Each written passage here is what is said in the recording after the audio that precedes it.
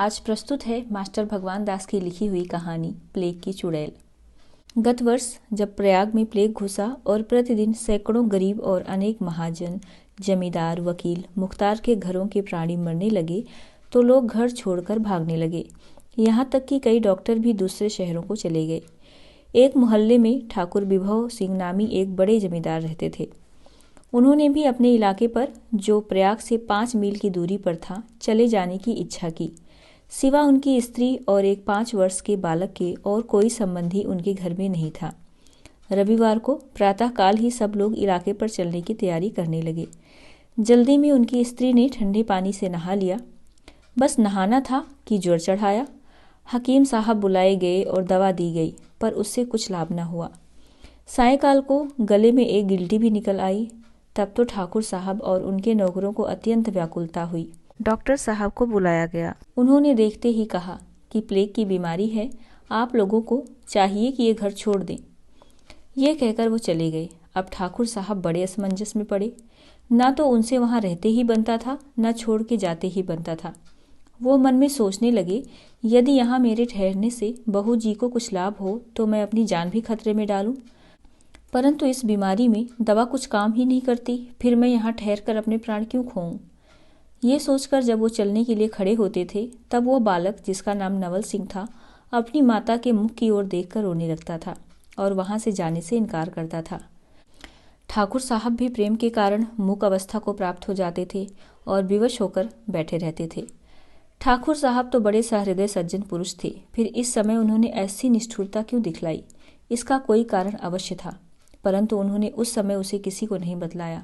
हाँ, वो बार बार यही कहते थे कि स्त्री का प्राण तो जा ही रहा है, इसके साथ मेरा भी प्राण जावे तो कुछ हानि नहीं, पर मैं ये चाहता हूँ कि मेरा पुत्र तो बचा रहे, मेरा कुल तो ना लुप्त हो जावे। पर वह बेचारा बालक इन बातों को क्या समझता था?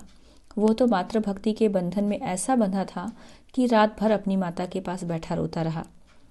जब प्रातःकाल हुआ और ठकुराइन जी को कुछ चेत हुआ तो उन्होंने आंखों में आंसू भर के कहा, बेटा नवल सिंह, तुम शोक मत करो, तुम किसी दूसरे मकान में चले जाओ, मैं अच्छी होकर शीघ्र ही तुम्हारे पास आऊंगी। पर वो लड़का ना तो समझाने से ही मानता था, न स्वयं ऐसे स्थान पर ठहरने के परिणाम को जानता था। बहू जी तो यह कहकर फिर अचेत हो गई, पर बालक वहीं बैठा सिसक सिसक कर रोता रहा। थोड़ी देर बाद फिर डॉक्टर, वैद्य, हकीम आए, पर किसी की दवा ने काम न किया। होते होते इसी तरह दोपहर हो गई थी। तीसरे पहर को बहू जी का शरीर बिल्कुल शिथिल पड़ गया था और डॉक्टर ने मुख की चेष्टा दूर से ही देखकर कहा, बस अब इनका देहांत हो गया, उठाने की फिक्र करो। ये सुनकर सब नौकरानियां और नौकर रोने लगे और पड़ोस के लोग एकत्रित हो गए। सबके मुख से यही बात सुन पड़ती थी, अरे क्या निर्दयी काल ने इस अबला का प्राण ही ले डाला। क्या इसकी सुंदरता, इसकी सहृदयता और अपूर्व पतिव्रत धर्म का कुछ भी असर उस पर नहीं हुआ? क्या इस क्रूर काल को किसी के भी सद्गुणों पर विचार नहीं होता? एक पड़ोसी, जो कवि था, ये सवैया कहकर अपने शोक का प्रकाश करने लगा।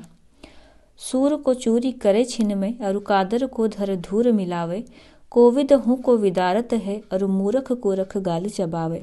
रूपवती लखी मोहत नाही, कुरूप को काटी तो दूर भगावे, है को अवगुण व गुण या जग निर्दय काल जो तो मन भावे। स्त्रियां कहने लगी, देखो तो वो बालक कैसा फूट फूट कर रो रहा है। क्या इसकी ऐसी दीन दशा पर भी उस निठुर काल को दया नहीं आई? इस अवस्था में बेचारा कैसे अपनी माता के वियोग की व्यथा सह सकेगा? हाँ, इस अभागे पर बचपन ही में ऐसी विपत्ति आ पड़ी। ठाकुर साहब तो मूर्छित होकर भूमि पर गिर पड़े थे। नौकरों ने उनके मुंह पर गुलाब जल छिड़का और थोड़ी देर में वो सचेत हुए। उनकी मित्र मंडली में से तो कोई महाशय उस समय वहां उपस्थित नहीं थे। उनके पड़ोसियों ने, जो वहां एकत्र हो गए थे, यह सम्मति दी कि स्त्री के मृत शरीर को गंगा तट पर ले चलकर दाह क्रिया करनी चाहिए। परंतु डॉक्टर साहब ने, जो वहां फिर लौट कर आए थे, कहा कि पहले तो इस मकान को छोड़कर दूसरे में चलना चाहिए, पीछे और सब खटरा किया जाएगा। ठाकुर साहब को भी यह राय पसंद आई, क्योंकि उन्होंने तो रात में ही भागने का इरादा कर रखा था। वो तो केवल उस लड़के के अनुरोध से रुके हुए थे, परंतु क्या उस लड़के को उस समय भी वहां से ले चलना सहज था? नहीं, वो तो अपनी मृत माता के निकट से जाना ही नहीं चाहता था। बार बार उसी पर जाकर गिर पड़ता और उसकी अधखुली आंखों की ओर देख देख कर रोता और माता माता कहकर पुकारता था। उसका रुदन सुनकर देखने वालों की छाती फटती थी और उनकी आंखों से आंसुओं की धारा बहती थी। अंत में ठाकुर साहब ने उस बालक को पकड़कर गोद में उठा लिया और गाड़ी में बिठलाकर दूसरे मकान की ओर रवाना हुए।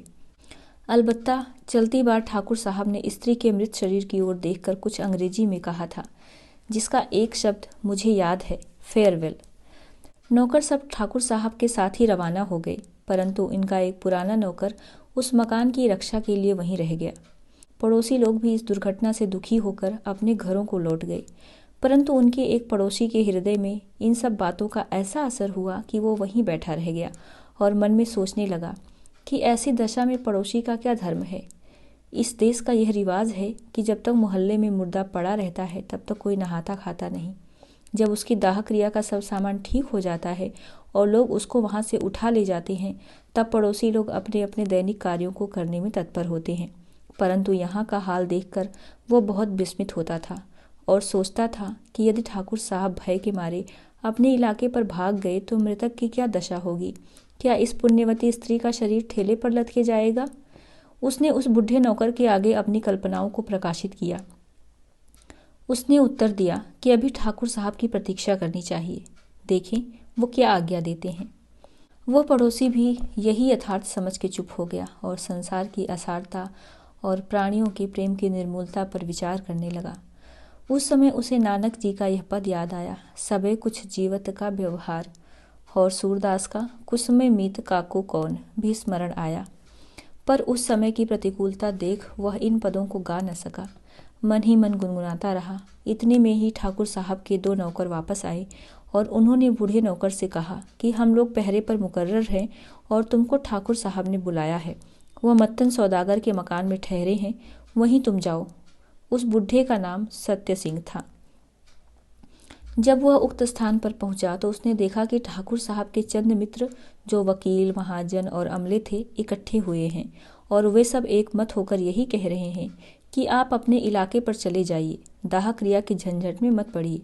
यह कर्म आपके नौकर कर देंगे, क्योंकि जब प्राण बचा रहेगा तो धर्म की रक्षा हो जाएगी। तब ठाकुर साहब ने इस विषय में पुरोहित जी की सम्मति पूछी। उन्होंने भी उस समय हाँ में हाँ मिलाना ही उचित समझा और कहा कि धर्मशास्त्रानुसार ऐसा हो सकता है। इस समय चाहे जो दग्ध कर दे, इसके अनंतर जब सुविधा समझा जाए आप एक पुतला बनाकर दग्ध क्रिया कर दीजिएगा। इतना सुनते ही ठाकुर साहब ने पुरोहित जी से कहा, ये 30 रुपये लीजिए और मेरे 8 नौकर साथ ले जाकर कृपा करके आप दग्ध क्रिया करवा दीजिए और मुझे इलाके पर जाने की आज्ञा दीजिए। ये कहकर लड़की को साथ लेकर और मित्रों से विदा होकर ठाकुर साहब इलाके पर पधारे और पुरोहित जी सत्य सिंह प्रभृति 8 नौकरों को लेकर उनके घर पर गए। सीढ़ी बनवाते और कफन इत्यादि मंगवाते सायंकाल हो गया। जब नाइन बहू जी को कफनाने लगी, उसने कहा, इनका शरीर तो अभी बिल्कुल ठंडा नहीं हुआ है और आंखें अधखुली सी हैं, मुझे भय मालूम होता है। पुरोहित जी और नौकरों ने कहा, यह तेरा भ्रम है, मुर्दे में जान कहाँ से आई। जल्दी लपेट ताकि गंगा तट ले चलकर इसका सद्गत करें। रात होती जाती है, क्या मुर्दे के साथ हम लोगों को भी मरना है। ठाकुर साहब तो छोड़ ही भागे, अब हम लोगों को इन पचड़ों से क्या मतलब। किसी तरह फूंक फांक कर घर चलना है, क्या इसके साथ हमें भी जलना है। सत्य सिंह ने कहा, भाई जब नाइन ऐसा कहती है तो देख लेना चाहिए, शायद बहू जी की जान ना निकली हो। ठाकुर साहब तो जल्दी से छोड़ भागे, डॉक्टर दूर से ही देखकर चला गया, ऐसी दशा में अच्छी तरह जांच कर लेनी चाहिए। सब नौकरों ने कहा, सत्य सिंह तुम तो सठिया गए हो, ऐसा होना असंभव है, बस देर ना करो, ले चलो। ये कहकर मुर्दे को सीढ़ी पर रख कंधे पर उठा सत्य सिंह का वचन असत्य और राम नाम सत्य करते हुए दशाश्वमेघ घाट की ओर ले चले। रास्ते में एक नौकर कहने लगा, 7 बज गए हैं, दग्ध करते करते तो 12 बज जाएंगे। दूसरे ने कहा, फूकने में निसंदेह सारी रात बीत जाएगी। तीसरे ने कहा, यदि ठाकुर साहब कच्चा ही फेंकने को कह गए होते तो अच्छा होता। चौथे ने कहा, मैं तो समझता हूँ कि शीतल, हैजा, प्लेग से मरे हुए मृतक को कच्चा ही बहा देना चाहिए। पांचवें ने कहा, यदि पुरोहित जी की राय हो तो ऐसा ही कर दिया जाए। पुरोहित जी ने, जिसे रात्रि समय शमशान में जाते डर लगता था, कहा, जब 5 पंच की ऐसी राय है तो मेरी भी यही सम्मति, और विशेषकर इस कारण कि जब एक बार ठाकुर साहब को नरेनी अर्थात पुतला बनाकर जलाने का कर्म करना ही पड़ेगा तो इस समय दग्ध करना अत्यावश्यक नहीं है।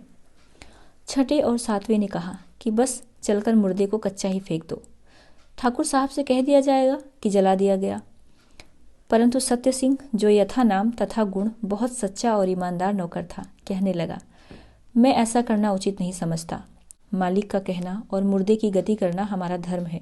यदि आप लोग मेरा कहना न माने तो मैं यहीं से घर लौट जाता हूँ। आप लोग चाहे जैसा करें और चाहे जैसा ठाकुर साहब से कहें। यदि वो मुझसे पूछेंगे तो मैं सब सच सच कह दूंगा। ये सुनकर नौकर घबराए और कहने लगे कि भाई 30 रुपये में से जो ठाकुर साहब ने दिए हैं तुम सबसे अधिक हिस्सा ले लो, लेकिन यह वृत्तांत ठाकुर साहब से मत कहना। सत्य सिंह ने कहा, मैं हरामखोर नहीं हूँ, ऐसा मुझसे कदापि नहीं होगा। लो, मैं घर जाता हूँ, तुम लोगों के जी में जो आए सो करो। जब यह कहकर वह बुढ़ा नौकर चला गया तो बाकी नौकर जी में बहुत डरे और पुरोहित जी से कहने लगे, अब क्या करना चाहिए? बुढ़ा तो सारा भेद खोल देगा और हम लोगों को मौकूफ करा देगा। पुरोहित जी ने कहा, तुम लोग कुछ मत डरो, अच्छा हुआ कि बुढ़ा चला गया। अब चाहे जो करो, ठाकुर साहब से मैं कह दूंगा कि मुर्दा जला दिया गया। वो मेरा विश्वास बुढ़े से अधिक करते हैं। 30 में से 7 तो सीढ़ी और कफन में खर्च हुए। 2-2 रुपये तुम 7 आदमी ले लो, बाकी 9 रुपये मुझे नवग्रह का दान दे दो। मुर्दे को जल में डालकर राम राम कहते हुए कुछ देर रास्ते में बिताकर कोठी पर लौट जाओ, ताकि ये पड़ोसी लोग समझें कि अवश्य ये लोग मुर्दे को जला आए। ये सुनकर वे सब प्रसन्न हुए और 23 रुपये आपस में बांटकर मुर्दे को ऐसे अवघट घाट पर ले गए जहाँ न कोई डोम कफन मांगने को था, न कोई महाब्राह्मण दक्षिणा मांगने को। वहां पहुंचकर उन्होंने ऐसी जल्दी की कि सीढ़ी समेत मुर्दे को जल में डाल दिया और राम राम कहते हुए कगारी पर चढ़ाए, क्योंकि एक तो वहां अंधेरी रात वैसे ही भयानक मालूम होती थी, दूसरे वे लोग यह डरते थे कि कहीं सरकारी चौकीदार आकर गिरफ्तार न कर ले, क्योंकि सरकार की तरफ से कच्चा मुर्दा फेंकने की मनाही थी। निदान बेईमान नौकर इस तरह स्वामी की आज्ञा भंग करके उस अविश्वसनीय पुरोहित के साथ घर लौटे। अब सुनिए उस मुर्दे की क्या स्थिति हुई। उस सीढ़ी के बांस ऐसे मोटे और हल्के थे जैसे नौका के डांड, और उस स्त्री का शरीर कृशित होकर ऐसा हल्का हो गया था कि उसके बोझ से वो सीढ़ी पानी में नहीं डूबी और इस तरह उतराती चली गई जैसे बांसों का बेड़ा बहता हुआ चला जाता है। यदि दिन का समय होता तो किनारे पर खड़े लोग अवश्य इस दृश्य को देखकर विस्मित होते और कौवे तो कुछ खोद खाद मचाते, परंतु रात का समय था, इससे वो शव सहित सीढ़ी का बेड़ा धीरे धीरे बहता हुआ त्रिवेणी पार करके प्रायः 5 मील की दूरी पर पहुंचा। ये तो कोई अचंभे की बात न थी। अत्यंत आश्चर्यजनक घटना तो यह हुई कि गंगा जल की शीतलता उस सोपान स्थित शरीर के लिए, जिसे लोगों ने निर्जीव समझ लिया था, ऐसी उपकारी हुई कि जीव का जो अंश उसमें रह गया था वो जग उठा और बहू जी को कुछ होश आया, परंतु अपने को इस अद्भुत दशा में वह देखकर भौचक सी रह गई। उनके शरीर का यह हाल था कि प्राणांतक ज्वाराग्नि तो बुझ गई थी, परंतु गले में की गिल्टी ऐसी पीड़ा दे रही थी कि उसके कारण वह कभी कभी अचेत सी हो जाती थी। परंतु जब उस सर्वशक्तिमान जगदीश्वर की कृपा होती है तो अनायास प्राण रक्षा के उपाय उपस्थित हो जाते हैं। निदान वो सीढ़ी बहते बहते ऐसी जगह पहुंची जहां करौंदे का एक बड़ा भारी पेड़ तट पर खड़ा था और उसकी एक घनी डाली झुककर जल में स्नान कर रही थी और अपने क्षीर में फल फूल गंगा जी को अर्पण कर रही थी। वो सीढ़ी जाकर डाली से टकराई और उसी में उलझकर रुक गई और उस डाली में का एक कांटा बहू जी की गिल्टी में इस तरह चुभ गया जैसे किसी फोड़े में नस्तर। गिल्टी के फूटते ही पीड़ाजनक रुधिर निकल गया और बहू जी को फिर चेत हुआ। झट उन्होंने अपना मुंह फेर कर देखा तो अपने को उस हरी शाखा की शीतल छाया में ऐसा स्थिर और सुखी पाया जैसे कोई शांत पथिक हिंडोले पर सोता हो। सूर्योदय का समय था। जल में किनारे की ओर कमल प्रफुल्लित थे और तटस्थ वृक्षों पर पक्षीगण कलरव कर रहे थे। उस अपूर्व शोभा को देखकर बहू जी अपने शरीर की दशा भूल गईं और मन में सोचने लगी कि क्या मैं स्वर्गलोक में आ गई हूँ या केवल स्वप्न अवस्था में हूँ, और यदि मैं मृत्युलोक में ही इस दशा को प्राप्त हुई हूँ तो भी परमेश्वर मुझे इसी सुखमय अवस्था में सर्वदा रहने दे।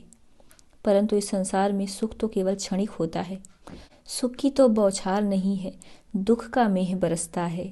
यह मुर्दे का गांव रे बाबा, सुख महंगा दुख सस्ता है। थोड़ी देर बाद पक्षीगण उड़ गए और लहरों के उद्वेग से कमलों की शोभा मंद हो गई। सीढ़ी का हिंडोलना भी अधिक हिलने लगा, जिससे कृषित शरीर को कष्ट होने लगा। बहू जी का जी उबने लगा। उनका वश क्या था, शरीर में शक्ति नहीं थी कि तैरकर किनारे पर जा पहुंचे। हालांकि 4 ही हाथ की दूरी पर एक छोटा सा सुंदर घाट बना हुआ था। वो मन में सोचने लगी कि शायद मुझको मृतक समझ मेरे पति ने मुझे इस तरह बहा दिया है, परंतु उनको ऐसी जल्दी नहीं करनी चाहिए थी। मेरे शरीर की अवस्था की जांच उन्हें भली भांति कर लेनी चाहिए थी। भला उन्होंने मेरा त्याग किया तो किया, उनको बहुत सी स्त्रियां मिल जाएंगी, परंतु मेरे नादान बच्चे की क्या दशा हुई होगी।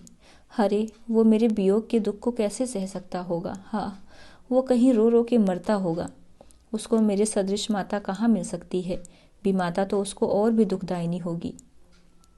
हे परमेश्वर, यदि मैं मृत्यु लोक में ही हूँ तो मेरे बालक को शांति और मुझे ऐसी शक्ति प्रदान कर कि मैं इस दशा से मुक्त होकर अपने प्राण प्रिय पुत्र से मिलूं। इतना कहते ही एक ऐसी लहर आई कि कई घूंट पानी उनके मुख में चला गया। गंगा जल के पीते ही शरीर में कुछ शांति सी आ गई और पुत्र के मिलने की उत्कंठा ने उनको ऐसा उत्तेजित किया कि वो हाथों से धीरे धीरे उस सीढ़ी रूपी नौका को खेकर किनारे पर पहुंच गई, परंतु श्रम से मूर्छित होकर भूमि पर गिर पड़ी। कुछ देर बाद जब होश आया तो उस स्थान की रमणीयता देखकर फिर उन्हें यही जान पड़ा कि मैं मरने के पश्चात स्वर्गलोक में आ गई हूँ। गंगा जी के उज्ज्वल जल का मंद मंद प्रवाह आकाश गंगा की शोभा दिखाता था और किनारे किनारे के स्थिर जल में फूले हुए कमल ऐसे देख पड़ते थे जैसे आकाश में तारे। गंगा के जलगात पे दल जलजात सुहात, जैसे गोरे देह पे नील वस्त्र दर्शात। तट पर अम्ब कदम्ब अशोक आदि वृक्षों की श्रेणियां दूर तक चली गई थी और उनके समीप के उपवन की शोभा, जहां बसंत ऋतु रहो लुभाई, ऐसी मनोहर थी कि मनुष्य का चित्त देखते ही मोहित हो जाता था। कहीं करौंदे, कहीं कौरैया, इंद्रबेला आदि के वृक्ष अपनी फूलों की सुगंध से स्थानों को सुवासित कर रहे थे। कहीं बेला, कहीं चमेली, केतकी, चंपा के फूलों से लदी हुई डालियां एक दूसरे से मिली हुई यूं देख पड़ती थी जैसे पुष्पों की माला पहने सुंदर बालिकाएं एक से एक हाथ मिलाए खड़ी हैं। उनके बीच बीच में ढाक के वृक्ष लाल फूलों से ढके हुए यूं देख पड़ते थे जैसे संसारियों के समूह में विरक्त वनवासी खड़े हों। इधर तो इन विरक्तों के रूप ने बहू जी को अपनी वर्तमान दशा की ओर ध्यान दिलाया, उधर कोकिला की कूक ने हृदय में ऐसी हुक पैदा की कि एक बार फिर बहू जी पति के वियोग की व्यथा में व्याकुल हो गई और कहने लगी कि इस शोक संसार में डूबने से बेहतर यही होगा कि गंगा जी में डूब मरूं। फिर सोचा कि पहले ये तो मैं विचार कर लूं कि मेरा मरना भी संभव है या नहीं। यदि मैं स्वर्गलोक के किसी भाग में आ गई हूं तो यहाँ मृत्यु कैसे आ सकती है। परंतु यह स्वर्गलोक नहीं जान पड़ता, क्योंकि स्वर्ग में शारीरिक और मानसिक दुख नहीं होते और मैं यहाँ दोनों से ही पीड़ित हो रही हूँ। इनके अतिरिक्त मुझे क्षुधा भी मालूम होती है। बस निसंदेह मृत्यु लोक ही में इस दशा को प्राप्त हुई हूँ। यदि मैं मनुष्य ही के शरीर में अब तक हूँ और मरकर पिशाची नहीं हुई हूँ तो मेरा धर्म यही है कि मैं अपने अल्पवयस्क बालक को ढूंढकर गले लगाऊं। परंतु मैं शारीरिक शक्तिहीन अबला इस निर्जन स्थान में किसे पुकारूं, किधर जाऊं। हे करुणामय जगदीश, तू ही मेरी सुध ले। यदि तूने द्रौपदी, दमयंती आदि बालाओं की पुकार सुनी है तो मेरी भी सुन। ये कहकर गंगा जी की ओर मुख फेर घाट पर बैठ गईं और जल की शोभा देखने लगी। इतने ही में दक्षिण दिशा से एक दासी हाथ में घड़ा लिए गंगा जल भरने को आई। जब उसने पीछे से ही देखा कि कोई स्त्री कफन का श्वेत कपड़ा पहने अकेली चुपचाप बैठी है, उसके मन में कुछ शंका हुई। जब उसने देखा कि नीचे पानी में एक मुर्दा वाली सीढ़ी भी तैर रही है, तब तो उसे अधिक भय मालूम हुआ और उसने सोचा कि अवश्य कोई मरी हुई स्त्री चुड़ैल होकर बैठी है। जब उसके पांव की आहट पाकर बहू जी ने उसकी ओर मुंह फेरा और गिड़गिड़ा कर उससे कुछ पूछने लगी तो वो उनकी गोडराई हुई आंखों और अधमरी स्त्री की सी चेष्टा देखकर भय से चिल्ला उठी और चुड़ैल चुड़ैल करके वहीं घड़ा पटक कर भागी। बहू जी ने गला फाड़ फाड़ कर उसे बहुत पुकारा, पर वो न लौटी और ग्राम में ही जाकर उसने दम लिया। जब उसकी भयभीत दशा देखकर स्त्रियों ने उसका कारण पूछा, तब उसने सब वृत्तांत कह सुनाया, परंतु वह ऐसी डर गई थी कि बार बार घाट की ही ओर देखती थी कि कहीं वह चुड़ैल पीछे पीछे आती न हो। उस समय ग्राम के कुछ मनुष्य खेत काटने चले गए थे और कुछ ठाकुर विभव सिंह के साथ टहलने निकल गए थे।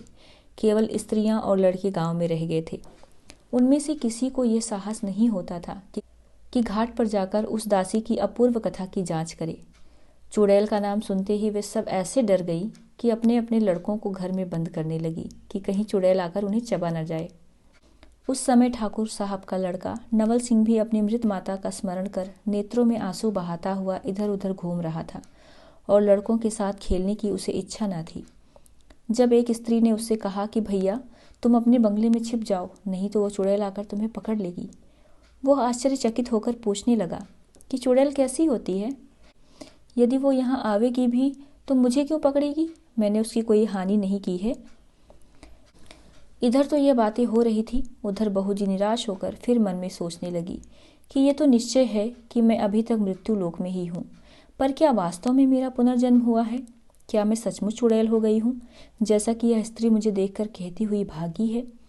अवश्य इसमें कुछ भेद है, वरना मैं इन कृषित अंगों पर कफन का श्वेत वस्त्र लपटाए, काली नागों के से बालों के लट लटकाए हुए इस अज्ञात निर्जन स्थान में कैसे आ जाती? हे विधाता, मैंने कौन सा पाप किया जो तूने मुझे चुड़ैल का जन्म दिया? क्या पतिव्रत धर्म का यही फल है? अब मैं इस अवस्था में अपने प्यारे पुत्र को कहाँ पाऊंगी, और यदि पाऊंगी तो कैसे उसे गले लगाऊंगी?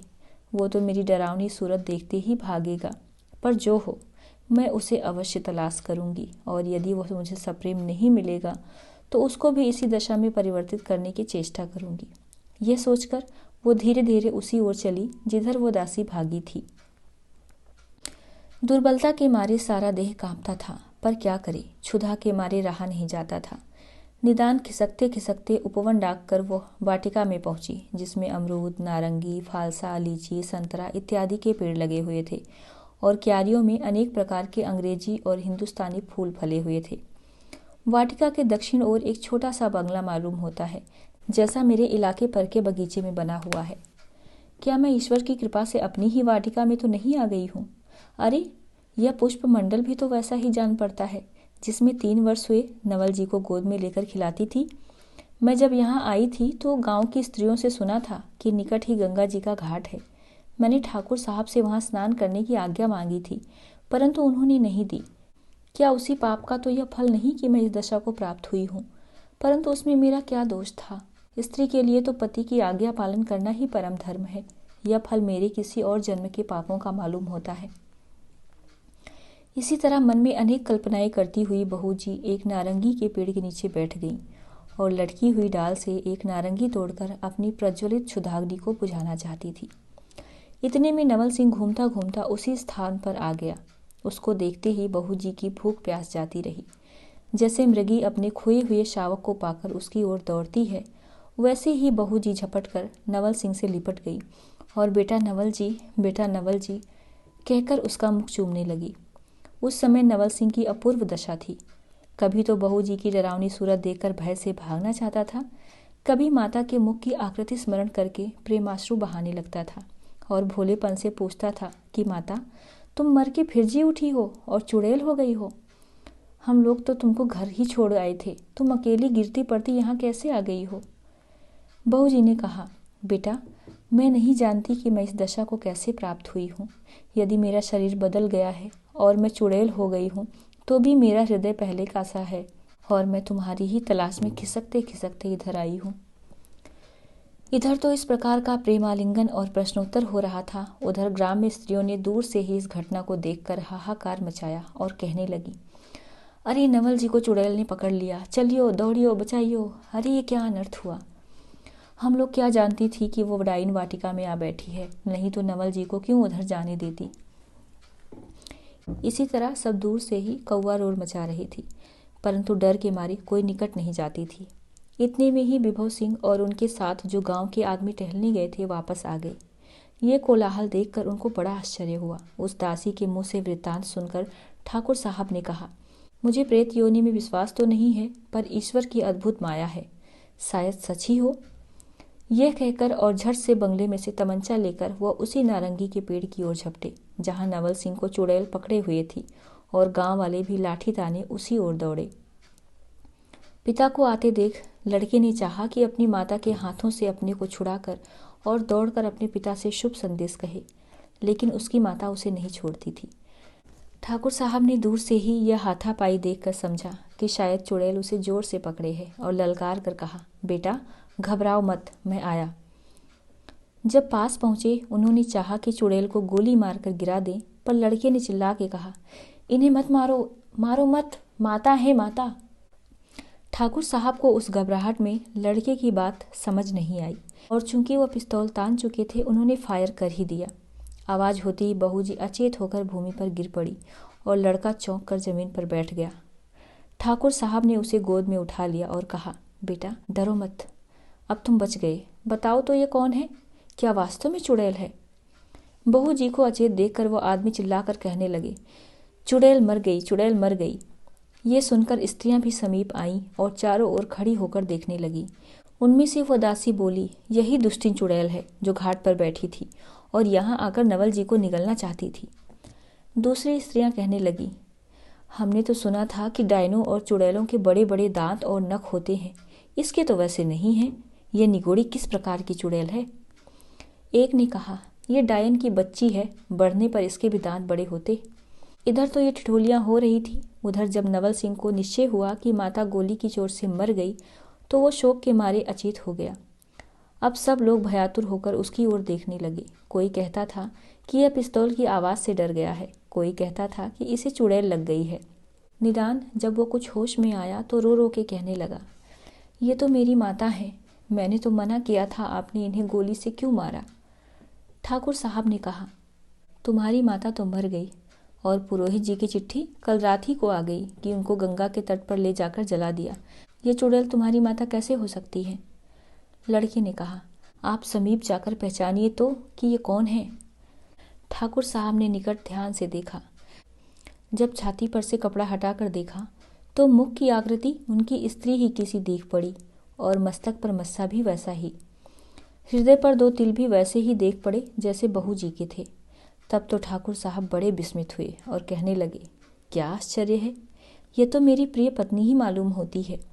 फिर उन्होंने लड़के से कहा, बेटा तुम सोच मत करो, मैंने इन्हें गोली नहीं मारी। तुमने जब मना किया तो मैंने आकाश की ओर यह समझकर गोली चला दी कि यदि कोई बला होगी तो तमंचे की आवाज़ से ही भाग जाएगी। लड़के ने कहा, देखिए इनके गले में गोली का घाव है, आप कहते हैं कि गोली नहीं मारी।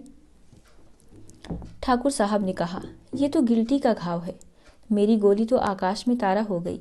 इसके अनंतर ठाकुर साहब ने सब लोगों को वहां से हटा दिया और स्वयं कुछ दूर पर खड़े होकर गांव की नाइन से कहा, तुम बहू जी के सब अंगों को अच्छी तरह पहचानती हो, पास जाकर देखो तो कि ये वही है, कोई दूसरी स्त्री तो नहीं है। नाइन डरते डरते पास गई और आंखें फाड़ फाड़ कर देखने लगी। इतने में बहू जी को होश आया और बहू ज्यों ही उठ के बैठने लगी त्यों ही नाइन भाग खड़ी हुई। बहू जी ने उसे पहचान कर कहा, अरे बदमिया, मेरा बच्चा कहाँ है? नवल जी को जल्दी बुला, नहीं तो मेरा प्राण जाता है।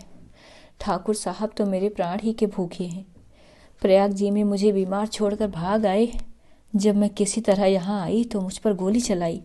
ना जाने मुझसे क्या अपराध हुआ है। यदि प्लेग से मरकर मैं चुड़ैल हो गई हूँ तो इस प्रेत शरीर से भी मैं उनकी सेवा करने को तैयार हूँ। यदि वह मेरी इस वर्तमान दशा से घृणा करते हैं तो मुझसे यह भी तिरस्कार नहीं सहा जाता। मैं जाकर गंगा जी में डूब मरूंगी, पर एक बार मेरे बच्चे को तो बुला दे, मैं उसे गले तो लगा लूं।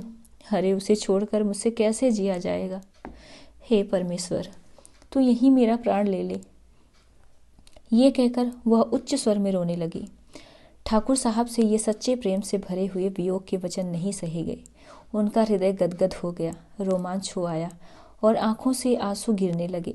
झट दौड़कर उन्होंने बहू जी को उठा लिया और कहा, मेरे अपराध को क्षमा करो, मैंने जानबूझकर तिरस्कार नहीं किया। यदि तुम मेरी पत्नी हो तो चाहे तुम मनुष्य देह में हो या प्रेत शरीर में, तुम हर अवस्था में मुझे ग्राह्य हो। यद्यपि मेरे मन का संदेह अभी नहीं गया है, इसकी निवृत्ति का यत्न मैं धीरे धीरे करता रहूँगा, पर तुमको मैं अभी से अपनी प्रिय पत्नी मानकर ग्रहण करता हूँ। यदि तुम्हारे संसर्ग से मुझे प्लेग पीड़ा व प्रेत बाधा भी हो जाए तो कुछ चिंता नहीं, मैं अब किसी आपत्ति से नहीं डरूंगा। ये कहकर वो बहू जी को अपने हाथों का सहारा देकर लता भवन में ले गए और नवल जी को भी वहीं बुलाकर सब वृत्तांत पूछने लगे। इतने ही में सत्य सिंह भी शहर से आ गया। जब उसने गांव वालों से यह अद्भुत कथा सुनी तो वह उसका भेद समझ गया और ठाकुर साहब के सामने जाकर कहने लगा, महाराज, अब अपने मन से शंका दूर कीजिए, ये सचमुच बहू जी ही हैं, इसमें कोई संदेह नहीं है। जब कल नाइन इनको कफनाने लगी थी तो उसने कहा था कि उनकी देह गर्म है। मैंने इसकी जांच करने के लिए कहा, पर दुष्ट नौकरों ने न करने दिया और उन्होंने ले जाकर गंगा जी में कच्चा ही फेंक दिया। अच्छा हुआ, नहीं तो अब तक जलकर बहू जी राख हो गई होती। मुझे निश्चय है कि बहू जी की जान नहीं निकली थी और गंगा जी की कृपा से वो बहती बहती इसी घाट पर लगी और जी उठी। अब अपना भाग्य सराहिए, इनको फिर से अपनाइए और बधाई बजाइए। इतना सुनते ही ठाकुर साहब ने फिर क्षमा मांगी और निसंक होकर बहू जी को अंक से लगाया और प्रेमाश्रु बहाई। बहू जी भी प्रेम से विह्वल होकर नवल जी को गोद में लेकर बैठ गईं और उनके कंधे पर अपना सिर रखकर रोने लगी। जब गांव वालों ने यह वृत्तांत सुना तो वे आनंद से फूल उठे और बहू जी के पुनर्जन्म के उत्सव में मृदंग, मजीरा और फाग से डब बजाकर नाचने गाने लगे और स्त्रियां सब पान फूल मिठाई लेकर दौड़ी और बहू जी को देवी मानकर उनका पूजन करने लगी और क्षमा मांगने लगी। बहू जी ने कहा, इसमें तुम लोगों का कोई दोष नहीं, यह मेरा दुर्भाग्य था जिसने ऐसे दिन दिखाए। अब ईश्वर की कृपा से जैसे मेरे दिन लौटे हैं वैसे ही सबके दिन लौटे।